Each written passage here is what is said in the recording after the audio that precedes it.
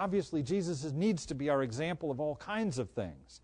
But if we simply said, you know what, we're supposed to love each other, we'd come up with a bunch of ideas that we thought were important about how we would love each other. But Jesus said, look at me and what I do. Now, do you imagine, some of you perhaps do you imagine that each morning before the disciples awoke, Jesus was up first, making them little Post-it notes with smiley faces on them, saying, I love you, Matthew.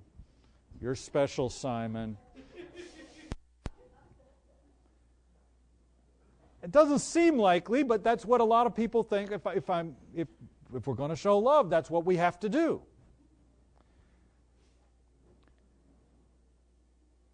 Jesus, giving them big hugs and noogies and taking care of the boys, right? Are we out here? How did he demonstrate love to these guys? What did he ever do that wasn't in their best interests? Did he tell them the truth? Yes. Did he tell them the truth when it wasn't easy to tell them the truth? Yes. Did he tell them the truth when it wasn't comfortable to tell them the truth? Yes.